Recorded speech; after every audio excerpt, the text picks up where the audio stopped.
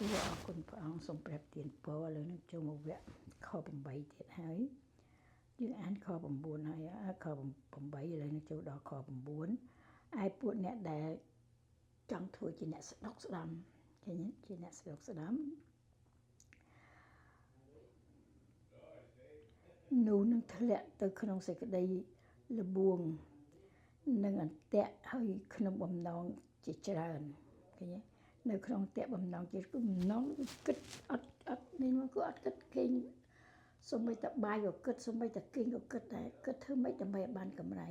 គិតធ្វើម៉េចដើម្បីថ្វាយខ្លួនជាអ្នកមានល្អហើយចង់ខ្លាយខ្លួនជាអ្នកមានជារឿងល្អហើយប៉ុន្តែអ្នកមាន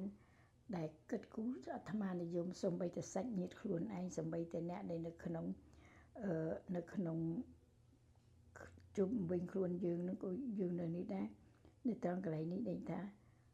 ដែលផ្ដេសផ្ដាស់ហើយជួយទុកដល់ខ្លួននេះផ្ដេសផ្ដាស់ធ្វើទុកដល់ខ្លួន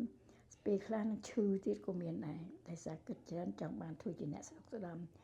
ក៏ពលិចមនុស្សនៅក្នុងសេចក្តីហិនវិនាសនិងសេចក្តីអន្តរាយសូម្បីតែអ្នកមនុស្សនៅក្នុងសេចក្តីហិនវិនាសដែរគឺថាមនុស្សនៅជុំវិញខ្លួនគាត់ហើយមិនមែនទៅយកអ្នកក្រៅមកទេគឺមានប្រពន្ធមានកូនខ្លួនឯងហ្នឹងហើយដូច្នេះយើងត្រូវដឹងថានេះជាអំពើបាបខ្លាំងមែនទែនដែលព្រះទ្រង់មានទូថាទ្រង់មិនសពតិមនុស្សអំនួតមនុស្សលោកហើយឥឡូវនេះចូលដល់អន្ទាក់ចូលដល់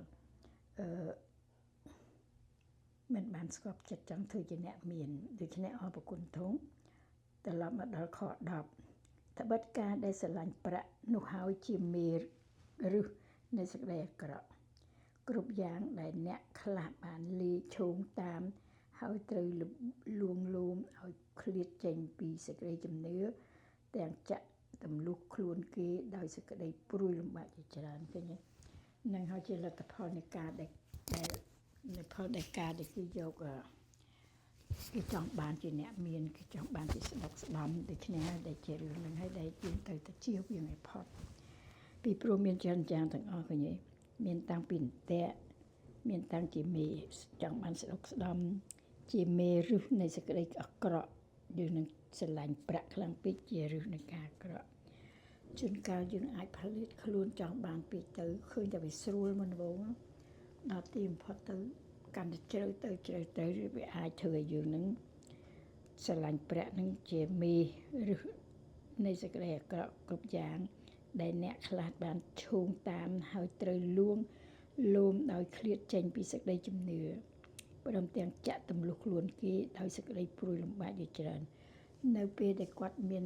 ការលូកលន់នៅក្នុងជីវិតឃើញប្រាក់ជាធំនេះហើយជាសេចក្តីល្បួងនេះហើយជាការល្បួងខ្លាំងមែនទែនធ្វើឲ្យយើងភ្លេចអ្វីទាំងអស់សូម្បីតែព្រះក៏ភ្លេចអរគុណព្រះអង្គដូច្នេះសូមព្រះប្រទានពរដល់អស់អ្នកដែលចង់ធ្វើជាអ្នកមានឬនឹងក្រក់ណាស់ឬភាពបដិញលូកលន់នេះហើយជាពិសេសទៅទៀតសូមឲ្យព្រះប្រទានពរដល់ពួកគេទាំងអស់គ្នាដែលគេមានគំនិតតែជឿព្រះហើយបោះបង់ចោលព្រះទៅចង់បានលុយកាក់អ្នកខ្លះចេញពីព្រះហើយទៅរកទទួលទានឃើញអនុបានស្រួលរកទទួលទានតែទីបំផុត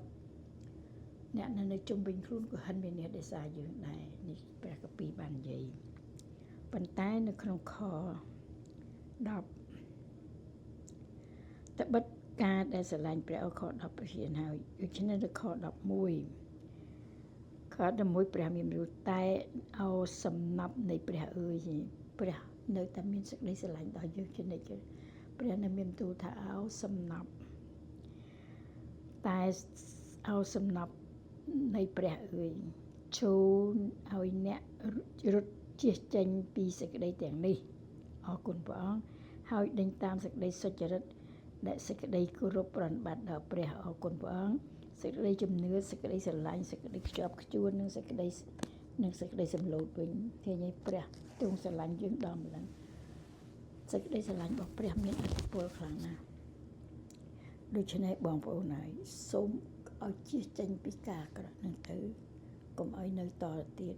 ព្រោះវាជារឿងមួយគ្រោះថ្នាក់ណាស់ដើម្បីជីវិតក្រុមគ្រួសារជីវិតខ្លួនឯងអូខេអរគុណព្រះអង្គហើយជាពិសេស នៅក្នុងខកពីនេះនិយាយខ្លាំងណាស់ទ្រង់កន្លែងអោអ្នកសំណប់នៃព្រះអើយខ្លាំងណាស់ពាក្យសំណប់គឺសំណប់នេះគឺពេញបេះដូងហ្មង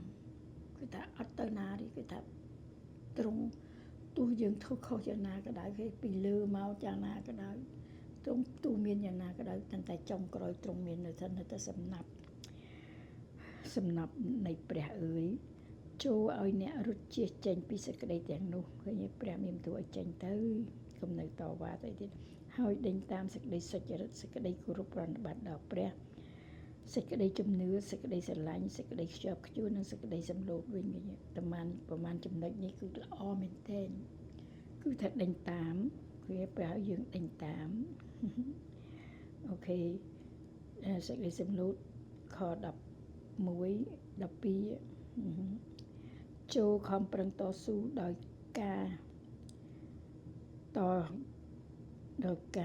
រត់យ៉ាងល្អនៃសេចក្តីជំនឿចូលតោងចាប់ជីវិតអស់កលជានិច្ចឲ្យខ្ជាប់ខ្ជួនហើយដែលព្រះបានហៅអ្នកមកទទួលហើយអ្នកក៏បានធ្វើបន្ទាល់យ៉ាងល្អនៅមុខសាក្សី